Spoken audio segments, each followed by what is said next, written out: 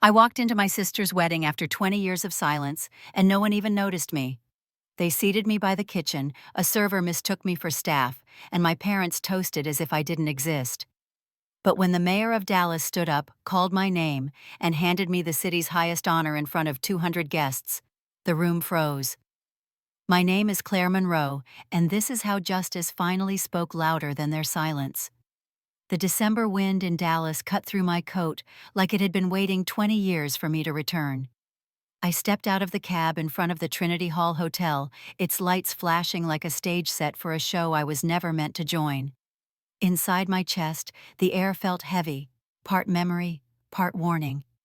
But I kept walking. The lobby gleamed with marble floors and polished brass, every corner dripping with wealth. Guests in tuxedos and gowns drifted past me without pause, their eyes sliding away, as if I were a misplaced shadow. For a moment it felt like high school again, standing at the edge of a cafeteria full of faces that refused to see me. I looked for a familiar face, even the smallest nod, but none came. Then Lucas Carter's voice reached me across the hall. He was broader now, flecks of gray in his hair, but his eyes carried the same steady warmth. He clasped my shoulder. He asked if I was all right. I told him I was fine, though my voice carried more steel than ease. He leaned close, said they should have rolled out a carpet for me. "At least you noticed," I answered, and that small truth steadied me. We stepped into the ballroom, and the air thickened with music and perfume. Crystal chandeliers rained light across ivory tables. My sister Emily glowed at the center hand hooked around her fiancé's arm, laughter orbiting her like she had been born for it. I stayed near the doorway. No one beckoned me over. No one paused to greet me. A waiter brushed my shoulder too hard, nearly spilling champagne down my sleeve. He muttered an apology and hurried on, leaving behind the sharp reminder that to this room I was no guest, only clutter. Lucas nudged me toward the bar, but my eyes caught on the head table at the center. My father sat tall, his silver hair combed back with the precision he wore like armor. My mother's pearls shimmered against navy silk. Their posture radiated pride, their smiles polished. Then both looked my way. Our eyes met for a single breath before they turned deliberately back to Emily. The cut was surgical practiced. The sight pulled me into a memory I had worked years to bury. 18 years old, standing in the kitchen of our old house in Columbus, Ohio, my father's voice telling me to pack my things. My mother's silence as he said, "If you cannot support this family, you have no place in it." That night I left with $50 and a suitcase. They sold the Ohio house soon after and remade their lives in Dallas. I never heard from them again. Until tonight. The string quartet swelled and the crowd lifted glasses. I tasted bile at the back of my throat but kept my shoulders straight. Lucas pressed a drink into my hand. "You don't have to prove anything to them," he said. I know I replied, though the weight in my chest betrayed me. Around us the celebration pulsed bright and effortless, a world I was written out of long ago. I set the glass down untouched. My parents laughed at some joke I wasn't allowed to hear, their backs angled carefully away. The same choreography they had practiced for 2 decades. I squared my shoulders and let the sting settle. The night had only just begun. Then the ballroom doors swung wider. A woman with a clipboard strode directly toward me, eyes narrowing like she was about to ask why I was here. She stopped in front of me with that polished smile people in hospitality wear when they are about to deliver bad news. Her eyes flicked over me from my shoes to the coat I still hadn't taken off, and then down to her clipboard. She asked for my name in a tone that made it sound like she already knew I wasn't on her list. I gave it anyway, steady and clear. She scanned her sheet, her brow lifted just slightly, and then she nodded too quickly. "Table placement toward the back," she said, pointing toward the far side of the room. There had been some last-minute adjustments. I followed the direction of her hand, but my gaze caught first on the long head table stretched across the center of the ballroom.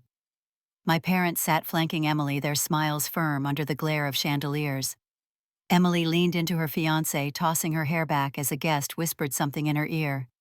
Every seat was filled, every face shining toward them. That was the family table, the stage where belonging was defined. I wasn't invited to sit there. The clipboard woman waited until I moved, then turned away already onto her next task. Lucas muttered something about predictable arrangements, but I barely heard him. My eyes stayed on that table on the place where my absence had been rehearsed until it looked natural.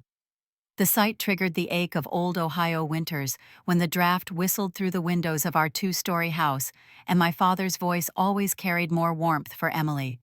She was 2 years younger, lighter in spirit, easier with strangers. Teachers gushed over her smile at school events, while I sat with straight A's that no one clapped for. At 12, she won a county art prize and got a cake with her name piped in icing. At the same age, I won a debate trophy and got a handshake in the kitchen, my father telling me not to get arrogant.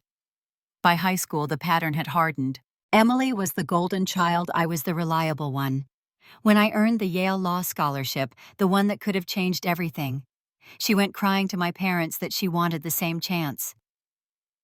Within weeks, the scholarship office received a new essay under her name. My words slightly altered my research, stripped of my voice. I remember standing in the hallway the night my father told me to let it go, that family unity mattered more than recognition. I remember his exact words, sharp as frost. If you cannot support this family, you have no place in it. The following morning, I packed my things, 18 years old, with no plan, just the certainty that staying meant disappearing entirely. My mother avoided my eyes as I dragged the suitcase down the stairs. Emily stood at the top landing, chin high, with the satisfaction of someone who had won without even breaking a sweat. 5 years later, in 2010, my parents sold that house in Ohio. They moved everything south to Dallas, closer to my mother's cousins, and farther from any trace of me. The mailbox never held an invitation, the phone never rang. 20 years of silence stretched between us, thick enough that walking into this ballroom tonight felt like walking into enemy territory. Lucas whispered that we should sit down, but my feet rooted themselves as my eyes locked on the head table again. They were laughing plates, already half filled with appetizers, glasses catching the light. My name was nowhere on that tablecloth. I was not family to them. I was an echo that had been scrubbed out. I inhaled sharply, forced my body to move toward the corner where the clipboard woman had gestured. My heels sank slightly into the carpet as I passed guests who barely glanced up. I told myself I wouldn't let them see me falter, not here, not now. The night was still young, and humiliation was only the opening act. As I lowered myself into the seat assigned near the back, a sudden hush rippled from the stage where the MC had lifted the microphone. All eyes turned forward as a toast was about to begin. My heart steadied, knowing the first words spoken into that microphone would not be mine, but they would set the tone for everything that followed. I walked toward the display of calligraphed cards, arranged like a wall of belonging. Rows of elegant names gleamed under soft light, each one assigned to a numbered table closer to the stage. I scanned carefully once, then again, tracing my finger along the alphabet, as if I had overlooked it. My name was missing. My chest tightened, but I forced my breath steady. A woman with a headset and clipboard appeared at my side, smiling too quickly. She asked who I was, her pen already poised. I gave her my name. Her smile flickered. She tapped her paper, then pointed toward the far corner near the swinging kitchen doors. "Table 22?" she said, her tone smooth, as if nothing was wrong. I nodded once and turned without a word. The carpet muted the sound of my heels as I crossed the ballroom. Guests at the nearer tables leaned in close to share gossip, their glasses of champagne catching the light. The further I walked, the thinner the laughter felt. At the very back, the smell of garlic and seared meat floated through as servers pushed carts in and out of the kitchen. My table sat pressed against the wall, the linen slightly wrinkled, the silverware mismatched. I pulled out a chair. A young catering worker carrying trays stopped short, blinking at me like I had taken his seat. He apologized, stammering that he thought I was part of the staff. My throat burned, but I kept my expression even. I told him to go ahead and do his job. He rushed off, face flushed. I sat down slowly, smoothing the hem of my dress across my lap. From this vantage point, I could see the head table perfectly, though no one looked my way. Emily floated across the room with her bridesmaids, her gown shimmering like a page torn from a magazine. She passed within feet of me, her perfume hanging in the air, but her eyes never landed on my face. She laughed at something one of her friends whispered, tilting her chin just slightly higher as she walked by. The servers darted in and out beside me, trays clattering, the door swinging on its hinges. Every time it opened, the burst of heat from the kitchen brushed against my shoulder. I sipped from the glass of water, already set at the table. It tasted faintly of lemons, but mostly of neglect. I noticed a familiar figure nearby. Aunt Linda, my father's sister, sat 2 tables closer to the stage. She turned her head just enough to see me, her eyes soft with something like regret. Our gazes held for a breath. She pressed her lips together and looked away. She did not move, did not speak, but the flicker of pity in her face was enough to carve deeper than open mockery. The speeches began, laughter swelling from the front. Plates of appetizers were carried past me to other tables. My stomach ached, but I refused to let the weight of it show. I picked up my phone, the glow lighting my lap. A message from Lucas appeared. "I see you. Don't let them win." I held the phone tight, the words anchoring me in the storm of noise and indifference. I set it face down and folded my hands in my lap. The music shifted, and the MC invited the father of the bride to speak. My father stood, glass raised, smile practiced. His voice carried easily over the crowd, full of pride for Emily. Every word echoed louder from where I sat alone in the shadows. I straightened in my chair and listened, knowing humiliation was only sharpening the edge of what was still to come. My phone vibrated against the linen tablecloth, a small lifeline in the middle of the noise. I glanced down and saw Ethan's name flash across the screen. I excused myself from the clatter of the kitchen doors and stepped into the hallway where the air was cooler. When I answered, his voice was rushing with excitement. "We won.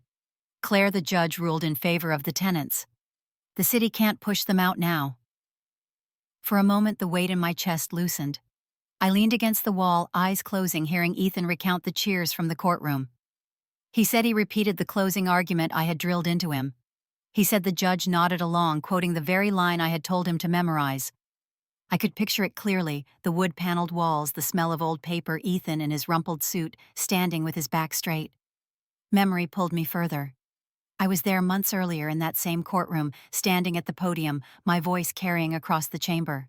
The city's attorney had argued that the low-income apartments were unfit, that redevelopment was inevitable.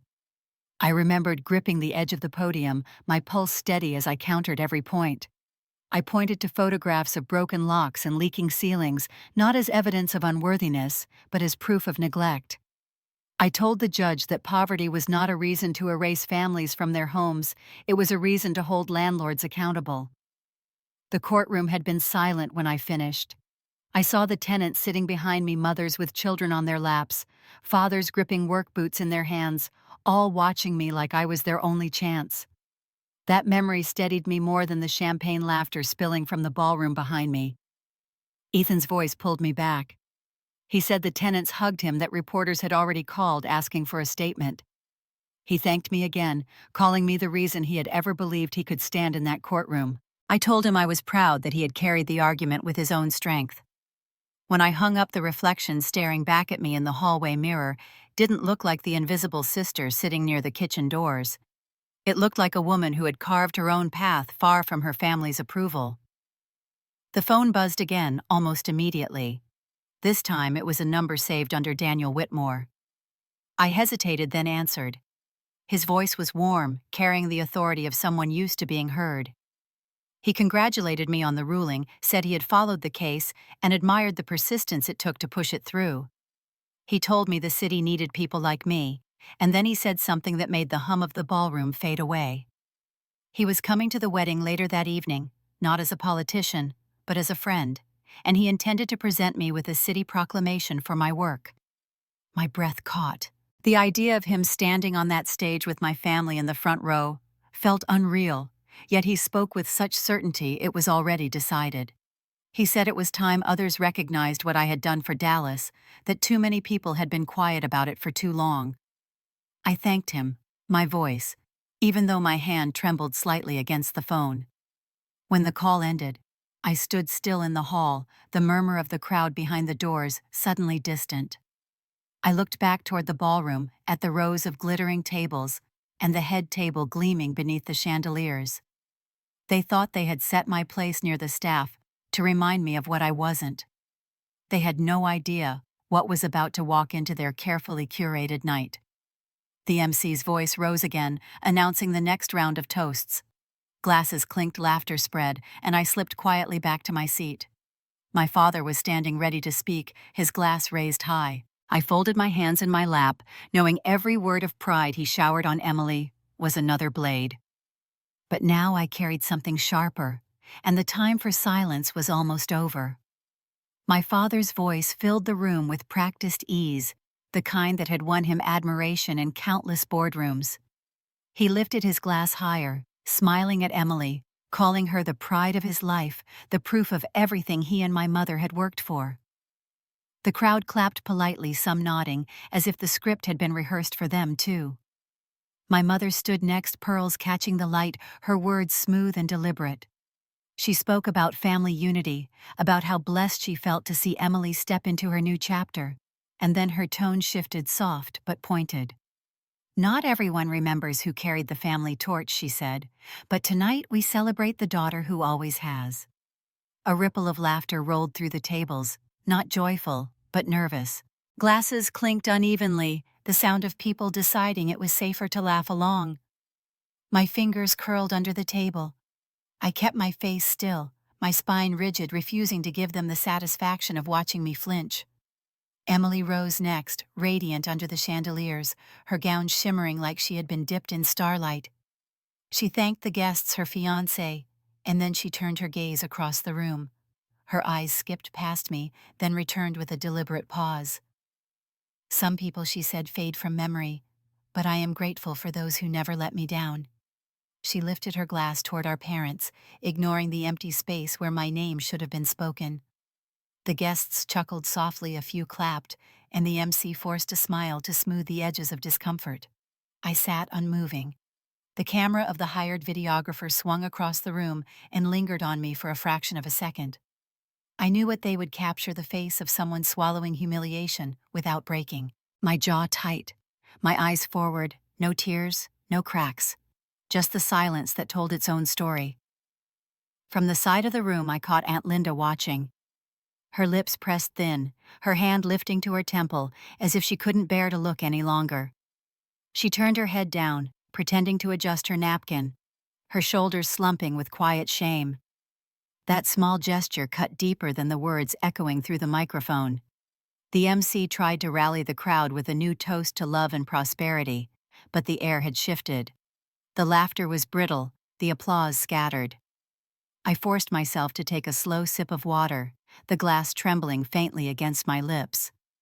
Lucas texted me again. "Don't let it touch you. You're bigger than this."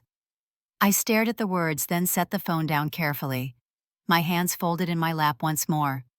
My parents clinked glasses with Emily, the picture of a perfect family under the lights, while I sat at the edge of the room near the swinging kitchen doors. The sting in my chest sharpened into something else, not anger exactly, but resolve. Their words had carved the last line in a story they thought I would never rewrite. I breathed in slowly and looked toward the back of the hall, where servers pushed carts of untouched plates. Something inside me steadied, as if the noise around me was nothing but static. The music swelled again, covering the cracks left by their cruelty. My father laughed loudly. My mother leaned toward a guest, and Emily twirled her glass like she had won. I lowered my gaze for just a moment, then lifted it back to the stage. I knew the next act of this night would not belong to them. I slipped out of the ballroom and into the corridor, letting the heavy doors close behind me. The sound of laughter dulled into a muffled hum. My heels echoed against the marble as I pushed open the restroom door. Inside, it was quiet, only the faint buzz of the lights overhead. I leaned against the sink, pulled my phone from my clutch, and saw a new email sitting at the top of my inbox. It was from my attorney in Houston, the subject line clear enough to make my pulse quicken.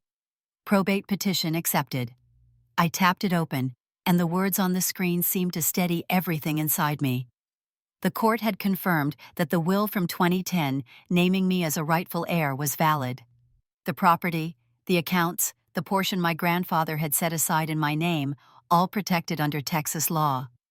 I read the lines twice, my reflection staring back at me in the mirror. The woman in the glass did not look invisible now. She looked armed. I scrolled further and saw the attached document with the court's stamp, black and indisputable.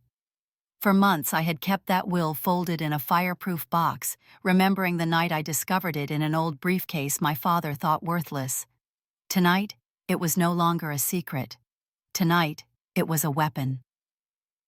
My phone buzzed again. A new message from Lucas. Don't let them drag you down. You don't need to shout. You only need to show them. I let out a breath I hadn't realized I was holding. He was right. Proof was louder than anger. I locked the screen and placed both hands flat on the sink, feeling the cool porcelain beneath my palms. In that silence, the humiliation from earlier began to lose its edge. Their words, their laughter, even the pointed toasts, none of it could undo what I now held. The law was not on their side anymore. The restroom door opened briefly, a pair of bridesmaids slipping in giggling as they checked their makeup. They didn't notice me tucked near the corner, their chatter floating around about champagne refills and photo booths. When they left, I looked at myself once more. The same dress, the same tired eyes, but the weight had shifted. I gathered my clutch and stepped back into the hall. The air from the ballroom spilled out warm and perfumed, pulling me into the noise again. I paused just short of the doors, letting my heart beat slow, and thought of the judge's stamp on that email. Final, undeniable. I slipped the phone back into my clutch and returned to my table. The servers still bustled. The band had struck up another song, and Emily was spinning on the dance floor like the room belonged only to her. She didn't see me, not yet. But she would. I sat, folded my hands, and let the glow of the chandelier wash over me. The humiliation was behind me, the proof was in my possession, and all I needed now was the right moment to reveal it.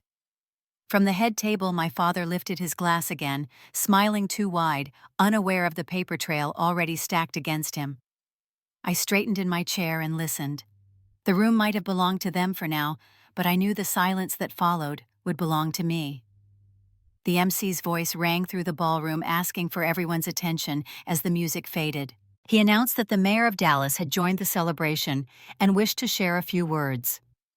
Conversations faltered, forks froze midair, and heads turned toward the entrance. The doors opened, and Daniel Whitmore stepped in with his easy stride, the weight of authority following him like a shadow. Every guest straightened in their chairs. The Langston family friends craned their necks, and Emily's smile faltered for the first time that evening. My parents shifted in their seats, confusion flickering before they plastered polite expressions back on their faces. I rose quietly as Daniel extended his hand to me. His eyes met mine with reassurance, and I let him guide me toward the stage. The walk through the ballroom felt endless heels sinking into the plush carpet, eyes burning into me from every direction. Murmurs swelled like waves, questions carried from table to table. Emily gripped her champagne flute so tightly I could see her knuckles whiten, and my father leaned forward as though willing me to sit back down. I kept walking.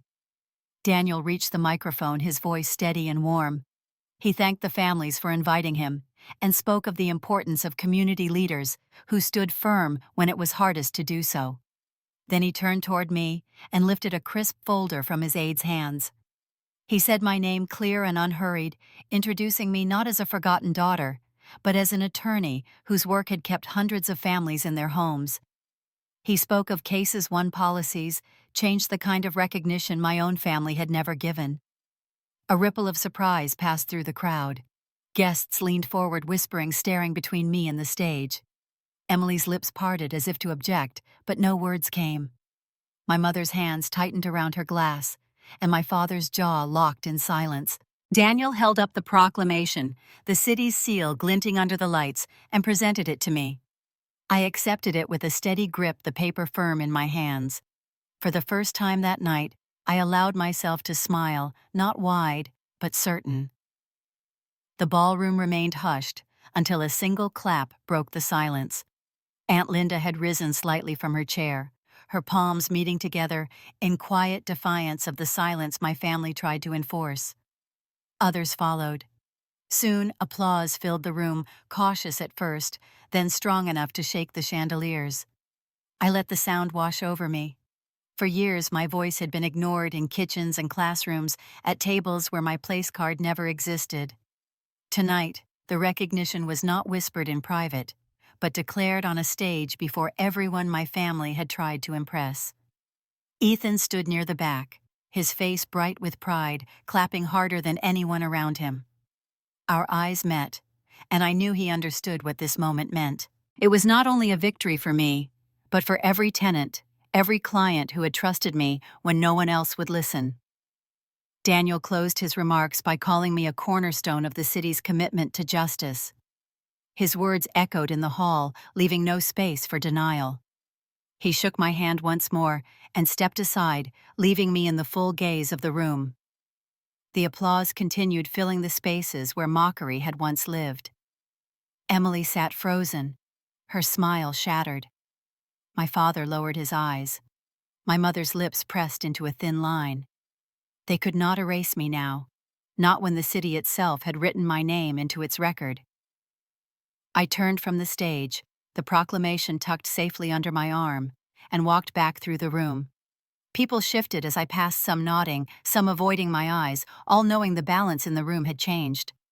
As I reached my table, the music struck up again, louder this time, as if the band had been instructed to cover the tension. I lowered myself into the chair and set the folder carefully on the linen. My hands rested on it lightly, steady and sure. Across the room, Emily whispered something to my mother, her voice sharp, her shoulders tight. My father looked toward me, once his eyes dark with something I could not yet read. I lifted my glass of water, took a slow sip, and waited. I knew the night was not finished. The ballroom never recovered its rhythm.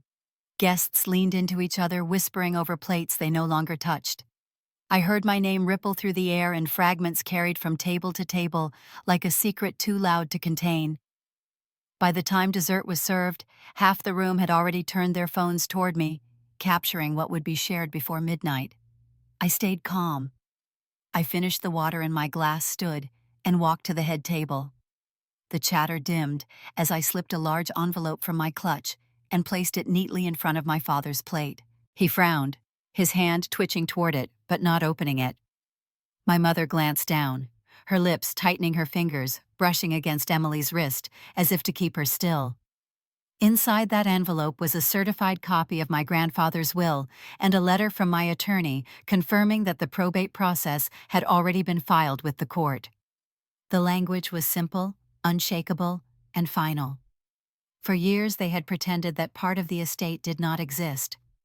Tonight I reminded them it did, and that silence would not bury it any longer. I looked at each of them in turn. My father's jaw clenched. My mother blinked too quickly, the practiced smile gone. Emily shifted in her gown, her face pale beneath the makeup. None of them spoke. None of them dared. I turned without waiting for a reply. Lucas was waiting near the doorway, his hands tucked in his pockets, watching the scene unfold with the quiet loyalty he had always carried. When I reached him, he gave the smallest nod, and together we walked through the ballroom doors. The cool night air hit my skin as we stepped outside. Reporters had already gathered, tipped off by whispers from inside. Flashes burst as microphones stretched toward me. One question cut through the noise. "Is it true, Ms. Monroe, that the mayor honored you during your sister's wedding?" I answered only with a steady smile, letting them take what they wanted from that silence. By morning, the headline was everywhere. The mayor of Dallas recognizes civil rights attorney Claire Monroe at sister's wedding. Some articles called it poetic. Others called it scandal. To me, it was only truth finally spoken where no one could twist it. Later that week, I heard my father had tried to explain away the proclamation, calling it a political gesture. But the documents in that envelope made explanations meaningless. The court clerk's stamp was heavier than any toast, and the inheritance they had hidden was already out of their hands. I thought back to the look on Aunt Linda's face when she clapped first, the courage in her hands louder than any words. For once, I had not stood alone. Lucas walked me to my car that night, neither of us speaking much. The lights of downtown Dallas shimmered in the distance, and the muffled sound of music from the ballroom faded behind us. He opened the door for me, and as I slid inside, I caught my reflection in the window.